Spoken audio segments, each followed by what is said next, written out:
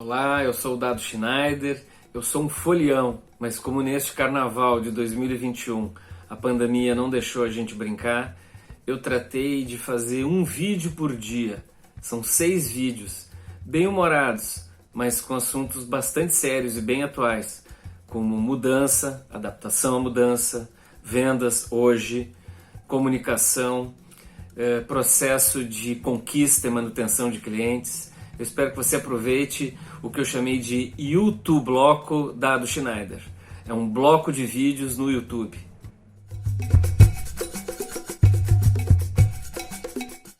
Hoje é sexta de carnaval e o primeiro tema é fricção. O século XX era vertical. A agenda, o jeitão de pensar, a estrutura do século XX, vertical. Esse mandava nesse, que mandava nesse, faz o que eu estou mandando, sim senhor, que mandava nesse, era assim. Dentro de casa, no ambiente escolar, no ambiente profissional. E quando veio a internet, finalzinho dos anos 90, para dentro das casas e dos escritórios, o que aconteceu? Veio uma agenda diferente, horizontal, a cara do século XXI. E aí o que aconteceu? Século XX, com uma agenda vertical, onde a autoridade era imposta, vinha de cima para baixo, a gente olhava assim com um certo temor para a autoridade. E aí, com a chegada do século XXI, com uma agenda, um jeito de pensar, agir e ser, né, completamente horizontal, o que aconteceu com a agenda do século XX? Começou a fricção. E durante 20 anos, os primeiros 20 anos deste século XXI, houve esta fricção aqui. O século XX, vertical, se deparando com o século XXI, horizontal, não deixando o século XXI decolar. O que aconteceu? Durante 20 anos de um novo século, um novo jeito de pensar e agir, com novas ferramentas, com novas tecnologias, com um jeito todo novo de pensar, sendo obrigado a continuar naquela batida, naquela velocidade lenta do século XX, naquela coisa de temer a autoridade do século XX, porque a agenda do século XX ainda tentava se sobrepor à agenda do século XXI. Eu sempre fui um apaixonado pela década de 20 do século passado. A década de 20 do século XX foi espetacular, porque ela teve um crescimento nas artes, ela teve um avanço tecnológico fantástico, ela teve conquistas sociais muito importantes. E a década de 20 do século XXI pintou ser bem parecida. E eu comecei a falar lá em 2018, 2017, que o século XXI ia levar uma década inteira para tirar o século XX de cena. Eu fazia assim, ó, século XXI, século XX, agenda vertical.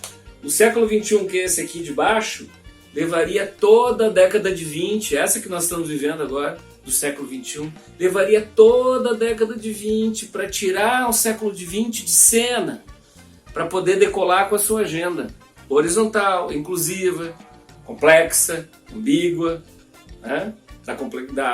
da diversidade. O que aconteceu com a pandemia? Nós temos o século XX com sua agenda vertical, o século XXI com a agenda horizontal, e durante 20 anos essa fricção. Olha só o que a pandemia fez, olha aqui, presta atenção, a pandemia tirou o século XX de cena. E agora o século XXI pode decolar com a sua agenda. E óbvio, nós estamos passando por um perrengue. Essa pandemia é um começo de década complicado, mas nós estamos numa década especial, a década de 20 do século XXI.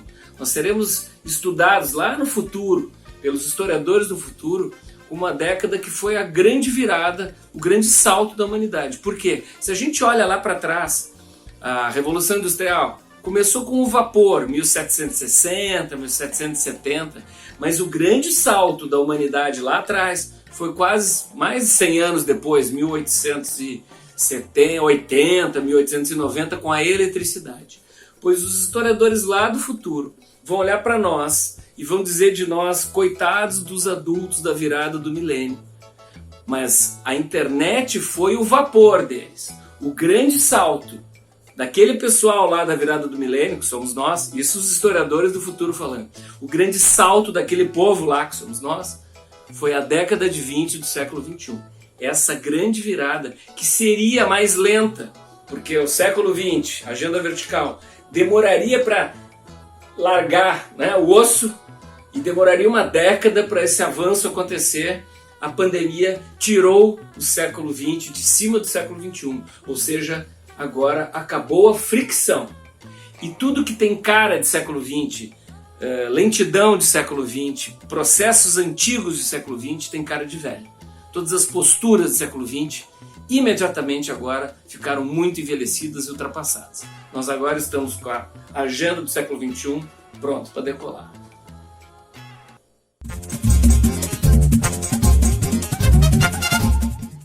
Sábado de Carnaval 2021, YouTube Bloco Dado Schneider. Hoje, diferenciação. Eu fui um professor muito legal, viu? Eu era muito querido com os alunos e quando eu fazia as perguntas, eu dizia, presta atenção na pergunta, porque com gestos e com a minha entonação vocês vão entender o que eu quero, né? Que eu quero como resposta.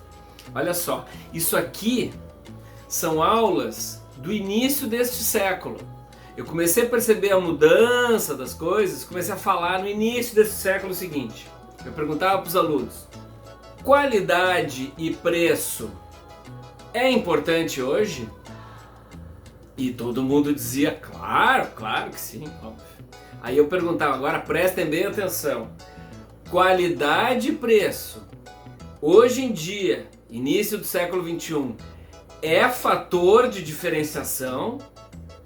E eles ficavam muito incomodados. Por quê? Porque tudo que se fazia na virada do século para vender era falar sobre qualidade, preço ou a melhor relação custo-benefício. Se você parar para pensar, nós estamos em 2021 e a esmagadora maioria dos argumentos de venda de produtos e serviços ainda é o binômio qualidade-preço. Ou alguém fala que a qualidade é superior, por isso pode até cobrar um pouco mais, ou fala que o preço é arrasador, ou a melhor relação custo-benefício, e isso 20 anos, quase 20 anos depois. Aí eu disse, ó, prestem bem atenção. Qualidade e preço é fator básico de existência no mercado. É como se fosse oxigênio, sem oxigênio não está vivo. Então assim, qualidade e preço, hoje, em 2021, mais do que nunca, é apenas condição básica para estar vivo, ou seja, qualidade e preço para nós, clientes, compradores e consumidores do século 21, já na terceira década do século 21, qualidade e preço para nós é obrigação. O que diferencia, e eu falava isso há quase 20 anos, e eu dizia, cada vez mais no futuro isso vai ser entendido, e agora o pessoal que teve aula comigo se lembra dessas aulas. O que diferencia no século 21 não é qualidade e preço. Qualidade e preço é obrigação. O que diferencia no século 21 é velocidade e disponibilidade. Aqui vai um detalhezinho, tá? Ser bem atendido não é disponibilidade. Disponibilidade é toda a cadeia, toda a empresa estar disponível para atender. Então assim, muitas vezes a gente é bem atendido por alguém que está se esforçando muito, né, para nos atender bem, mas a empresa para a qual essa pessoa trabalha, ela não está disponível nem para ajudar esta pessoa a me atender. Ou seja, a disponibilidade é muito mais amplo do que atendimento. E velocidade, no início do século eu falava, olha, velocidade é fator de diferenciação. Velocidade de resposta e velocidade de entrega. Olha o que a pandemia fez com velocidade de entrega e velocidade de resposta. Tá? Só que eu estou achando que velocidade já é, hoje em dia, obrigação. Então, eu acho que o grande fator de diferenciação hoje é disponibilidade. Esse D aqui não é de diferenciação, tá? É um D de disponibilidade. E aí lá no início do século, meus alunos lembram bem, eu falava, quem tem qualidade, preço, velocidade e disponibilidade, passa a ter uma marca de valor. Só que aí é que está o perigo. Tinha um zagueiro no time que eu torcia lá na década de 70, o Internacional, chamado Figueroa, era um chileno, que ele dizia: eu prefiro ir para o intervalo ganhando de 1-0 apenas do que de 2-0. Porque quando a gente vai para o intervalo ganhando apenas de 1-0, a gente vai atento com o que pode ser que o adversário esteja pensando na volta do intervalo para tentar empatar. Quando se vai com 2-0 para o intervalo, dá uma relaxada. Então, preste bem atenção. Quando a gente tem uma marca, a gente não pode parar de inovar. Então, olha aqui, ó. Qualidade, preço, obrigação. Velocidade e disponibilidade, diferenciação.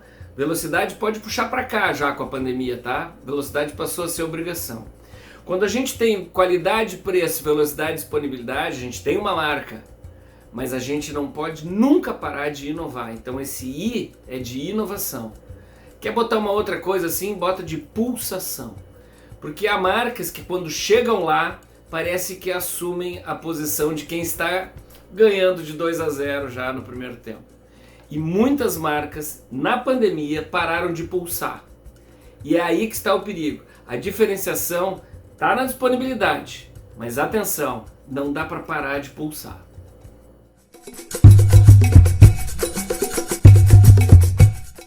YouTube Bloco, Dado Schneider, Carnaval 2021 em casa. O que vai se fazer? Hoje, domingo, razão e emoção. Bom, eu sou da área de humanas. Eu estudei publicidade, trabalhei muitos anos nisso. Depois fiz pós-graduação em marketing, fiz mestrado, doutorado em comunicação, então humanas. Fiquei muito feliz com os avanços da neurociência, que agora está sendo comprovado ali, tecnicamente, cientificamente, porque abriram a cabeça da gente, o que acontece no processo de compra. Então, falando de razão e emoção, nosso cérebro, tá? Nosso cérebro, ele pode acumular um número, assim, um volume brutal de informações. Mas nós temos uma coisa que é o coração. E o coração, ele é sensível a apelos, a mensagens, a tudo que for emocional, o nosso coração balança. Então nós lá, professores do século XX, nós dizíamos, o pessoal se motiva, se excita, se empolga por algo, alguém, alguma ideia, produtos, serviços e marcas, porque o coração foi mexido. E aí um monte de gente queria que a gente provasse que foi o cérebro que decidiu comprar. E eu dizia lá nas minhas aulas, olha pessoal, é o coração que decide. O cérebro, ele meio que justifica a compra. Mas quem decide é o coração. Então se a gente fala, se a gente usa uma linguagem que tem elementos que possam mexer com o coração, é aqui que vai se dar a compra. A decisão de compra é feita pelo coração. E aí veio uma corrente toda lá, científica, tudo tinha que ser mensurado, cada vez mais, né? Tudo é mensurado, tudo agora é previsível. Me perguntavam às vezes numa campanha publicitária onde se usava todos os meios de comunicação possíveis, me perguntavam quanto cada anúncio ia vender. Eu digo, não sei, eu só sei que fazendo este grupo, este coletivo de ações e mensagens, a gente consegue sensibilizar o coração. E o principal é atrair atenção, mas se o coração não for tocado, o cérebro não vai prestar atenção. Aí tanto insistiam que a gente mensurasse, que a gente levasse para o cérebro a decisão, que eu nas minhas aulas, quem foi meu aluno deve se lembrar disso, eu disse, vendo Freud, eu descobri, eu falava assim, o pessoal pegava caderno para anotar, celular para fotografar, para digitar no celular, os caras que estavam com o laptop, o notebook já abriam para começar a anotar, e eu dizia, o cérebro, tá? Ele não decide a compra, mas se você acha que é no cérebro que a coisa acontece, eu descobri que o coração tem uma embaixada no cérebro, que é o inconsciente.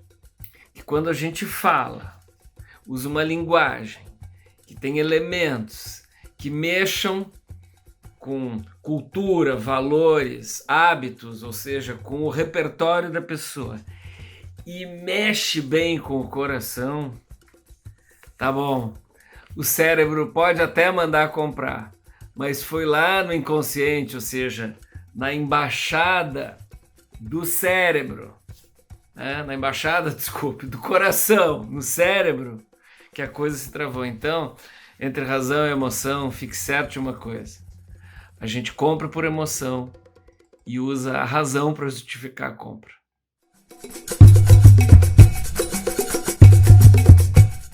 YouTubloco Dado Schneider, quarto vídeo, segunda-feira.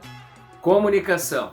Comunicação é emissor, receptor e uma mensagem que o emissor manda para o receptor. Comunicação não é quando alguém fala, e sim quando alguém entende. Ou seja, comunicação não é o que a gente diz, emissor.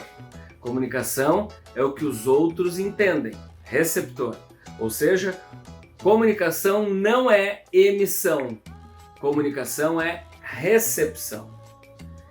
Para haver uma boa recepção, o emissor tem que conhecer cabeça e coração, corações e mentes, tem que entender de receptor, saber os seus signos, seus hábitos, a sua linguagem. Por quê? Porque o emissor da mensagem tem a obrigação de adequar a mensagem para que o receptor a receba. Ou seja, além de emissão não ser comunicação e sim recepção, ou seja, a recepção é a comunicação, comunicação também é a adequação, porque o emissor tem que adequar a mensagem. Então, comunicação é recepção e comunicação é a adequação da mensagem por parte do emissor para que haja recepção. Muito bem. O que é percepção? O mais difícil hoje é a gente conseguir atrair a atenção. E para a gente criar alguma percepção dentro da cabeça de alguém, ou principalmente o mais difícil, mudar uma percepção na cabeça de alguém, não é assim, com uma mensagem. Não é uma vez o emissor dizendo para o receptor que ele capta. Não, precisa muitas mensagens. Então é mais ou menos o seguinte: você já deve ter sido apresentado para alguém que você bateu o olho e não foi com a cara. E aí vários amigos seus dizendo, mas a pessoa é legal, é super bacana, e você diz, pois é, mas sei lá, não bateu, a gente não, sei lá, alguma coisa. E as pessoas ficam martelando, ou seja, camada por camada, dentro da cabeça da gente, de tentar convencer que a gente mude a primeira percepção, porque a primeira percepção é muito forte. Depois de muito insistirem, a gente muda a percepção em relação àquela pessoa que o primeiro encontro não bateu. E aí a gente diz, tá bem, agora eu mudei. Eu acredito em vocês, mudei a minha opinião, ou seja, mudei a minha percepção. A gente só muda a percepção com camadas de convencimento. Precisa de muitas mensagens repetidas por parte do emissor para que o receptor mude a percepção dele em relação a algo ou crie na sua cabeça percepção em relação a algo. Ou seja, comunicação não é emissão. Comunicação é quando a gente adequa a mensagem e a recepção. Ou seja, comunicação é recepção, é a adequação e também é, muitas vezes repetidas a mensagem, comunicação também é repetição. Resumindo, comunicação é basicamente 3 coisas: recepção, adaptação e repetição. Só que tem mais uma coisa: se não é relevante, não adianta. Todas essas 3 coisas que eu falei para vocês, repetição, adaptação e recepção, só acontecem quando a gente presta atenção. E a gente só presta atenção quando é relevante. Esta é uma pequena aula de comunicação.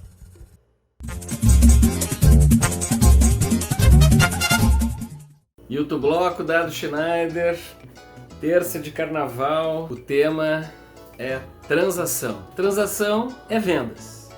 E eu fico bastante surpreso que houve uma explosão de técnicas de vendas e algumas coisas muito milagrosas aqui pela internet.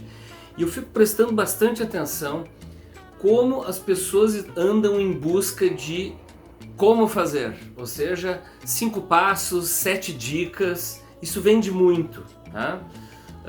Vende muito quem compra os cursos de como fazer isso, mas eu fico preocupado que as pessoas estão obcecadas com o como e às vezes com o que, e elas esquecem que em vendas o mais importante é a gente descobrir para quem e por quê.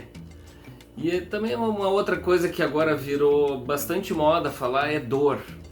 Eu realmente me incomodo quando diz assim, você precisa entender a dor do cliente. Os clientes não têm dores, pô. Os clientes têm necessidades e ou desejos. Ninguém entra numa loja dizendo assim, tô com dor no ciático. A pessoa entra numa loja porque ela quer suprir uma lacuna lá, que ela tem aqui dentro, que é, tô frustrado, vou fazer uma comprinha. Ou estou precisando melhorar o meu astral, vou me dar de presente alguma coisa, ou preciso comprar um presente para alguém, ou qualquer razão está baseada em necessidades e ou em desejos, não em dores.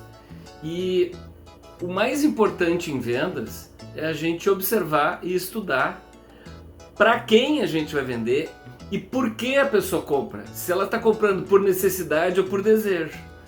E verdadeiramente está faltando o estudo do porquê. E o porquê não é propósito, tá? O propósito também virou moda e não está errado falar propósito, mas no passado a gente falava razão de ser e todo mundo entendia. E razão de ser não tinha essa mística que o propósito está tomando. Então assim, para vender a gente tem que ter alguma necessidade. Eu duvido que o dono de uma pequena lojinha vá se questionar qual é o seu propósito. Ele precisa vender porque ele precisa pagar suas contas, seus boletos. Então ele acorda todos os dias e vai à luta e procura entender a cabeça dos clientes porque ele precisa, ele tem essa necessidade, não é o propósito dele. É bonito discutir propósito, tá? Mas por trás do propósito muitas vezes tem só discurso. É importante a gente saber por que a pessoa precisa vender, para quem ele precisa vender, tá? E por que as pessoas compram. Para finalizar, uma outra preocupação que eu tenho é que no passado eu dava aula de marketing e de vendas dizendo o seguinte: é muito mais importante, né? É muito mais valioso criar uma série de condições para que o cliente resolva comprar, ou seja, é muito melhor ser comprado do que ficar sempre berrando para se vender, berrando para se vender. Nos últimos 4, 5 anos, com a explosão que principalmente o Instagram teve nessa questão de vendas, eu estou vendo que quem mais berra hoje vende mais. Então eu estou refazendo os meus conceitos, porque a transação que eu tanto lá nas minhas aulas de comunicação e marketing, eu dizia, o importante é criar valor. Porque quando a gente cria valor, a gente não precisa baixar tanto o preço, né? Quando as pessoas desejam algo, dão valor a algo, elas pagam mais. Eu dizia isso com prazer, meus olhos brilhavam, porque eu dizia assim, antes de se vender, tente ser comprado. Eu estou sentindo que nós estamos entrando já há um bom tempo e está se consolidando a era de quem berra mais vende.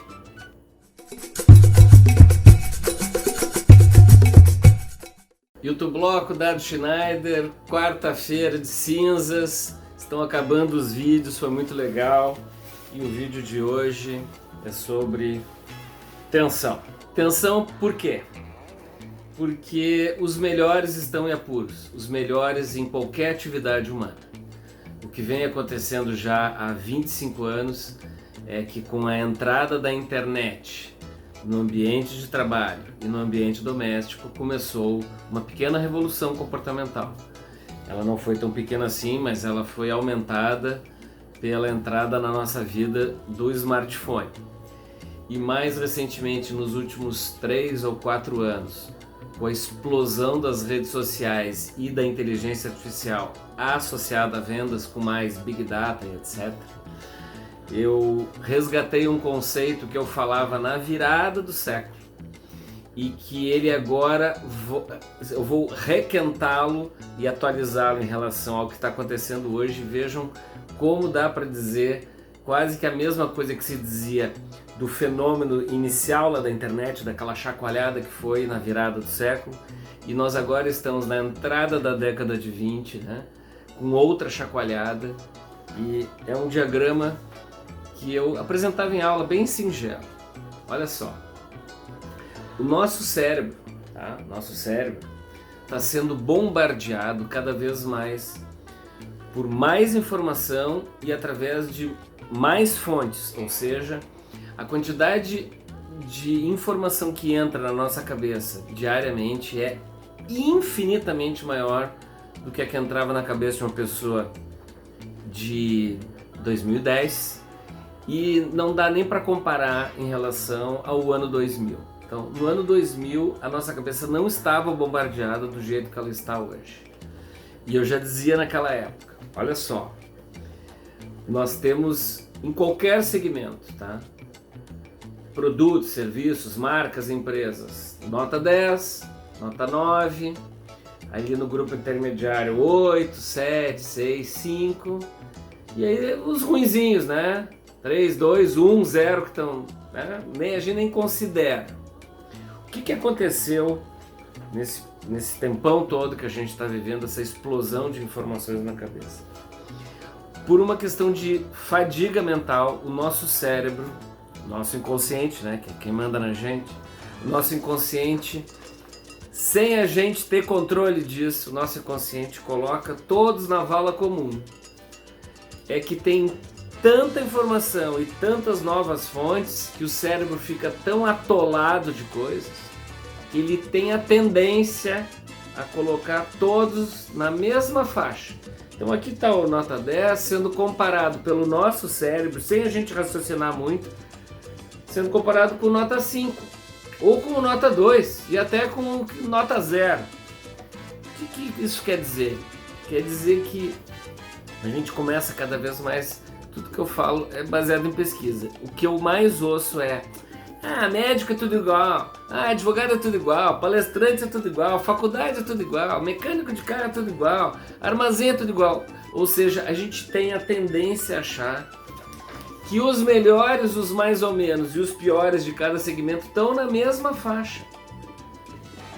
Raramente a gente diz assim: médico é tudo igual. Não, mas tem aquele lá que salvou a minha avó, tá?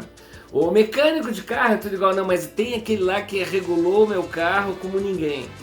É muito raro a gente dizer isso. Então a gente está realmente colocando todos na vala comum. Se vão todos para a vala comum, os que são verdadeiramente melhores e, portanto, né, nota 10, nota 9, nota 8, e verdadeiramente cobram por isso, eles estão sendo taxados de careiros.